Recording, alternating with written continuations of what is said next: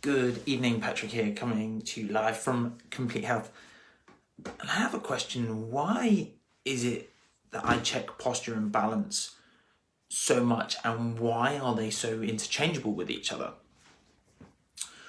Why do I check the balance and the posture so much, and why are they interchangeable with each other? So let's have a little look. So balance and coordination and posture are all controlled very similarly by the same part, or in turn by the same part of the brain, and it's a part of the brain called the cerebellum.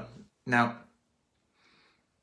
if any of you have ever overindulged in alcohol, you would have seriously affected this part of the brain. And we've all seen those videos of someone that has taken their alcohol consumption that step too far, and we watch that person get very, very, very imbalanced. Good evening, Haley, how are we getting on? We watch that person get very, very imbalanced. So if you watch someone that is incredibly drunk, they walk with a very wide-based gait, meaning their feet have to come further apart. Now, same sense, if you watch a baby when the baby first gets onto their feet and starts trying to walk around, again, they walk with their feet very wide to each other because it makes it much easier for that baby to balance. Now, guess what? Adults are the same. And many of us will find ways of compensating for a loss of function in our cerebellum. And when we have a loss of function in our cerebellum, what we will start to see is changes in balance, coordination, and posture.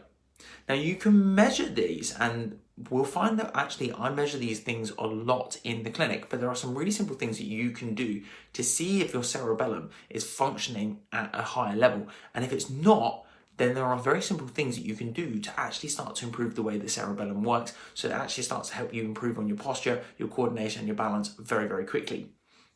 Number one, can you balance on one leg for more than 20 seconds with your eyes shut? Number two, can you walk touching your foot, so heel to toe, for 8 steps in a row, once with your eyes open? And then if you can see that you can do it with your eyes open, can you do 8 steps with your eyes closed?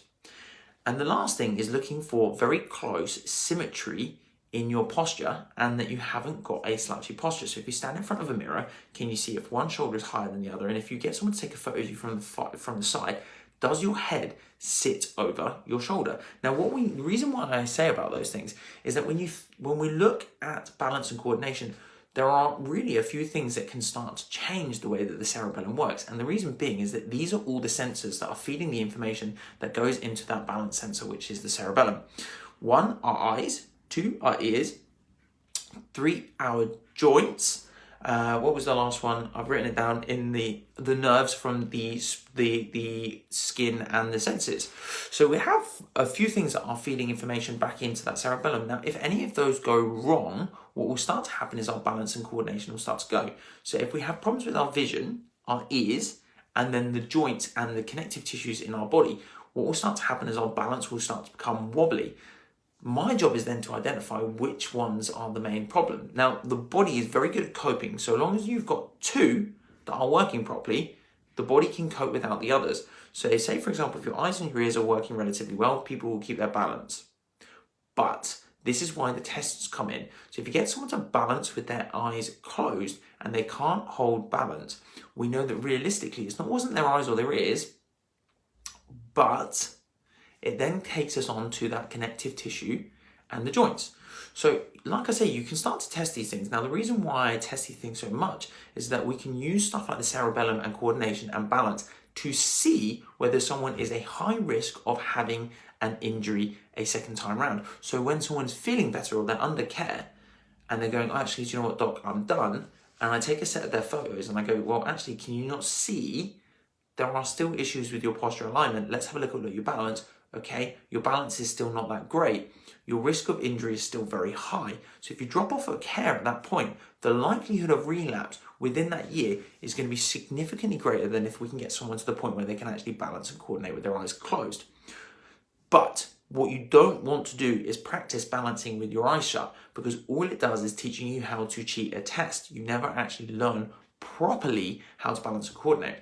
So there's some really simple things you can do, such as balancing on one leg and trying to pass a ball up in the air, throwing it up in the air and catching it in the other hand, and vice versa.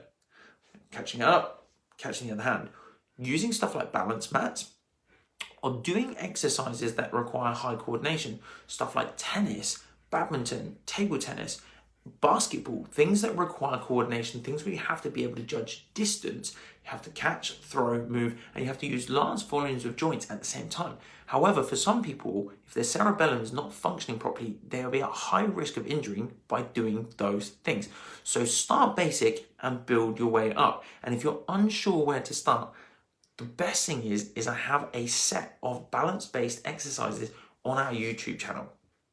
I know because I've done them before and I've taken people through them, and there is actually a video called, it's in a playlist, wait for it, it is in a playlist, it will come to my brain in a second, called Self-Help by Area, and there's a balance-based exercise program in there, and it starts from the basic and it works its way up to slightly more complicated stuff until maybe you get to kind of more of an athletic type level where we have to start looking at plyometric-based coordination training.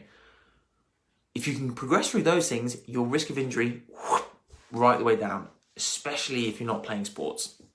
So hopefully, like I say, you can take some of those tools, maybe try those balance exercises, maybe try some of the tests, see how well you get on.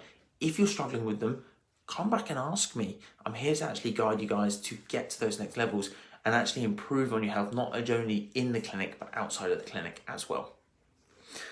So maybe try testing your cerebellum, see whether you're at high risk of injury. And I do apologise for the walls. We're about to have everything plastered. We're going over a makeover in our house at the moment. So that's Patrick here from Complete Health. I hope this video was of value to you, and we'll speak to you again soon. Take care for now.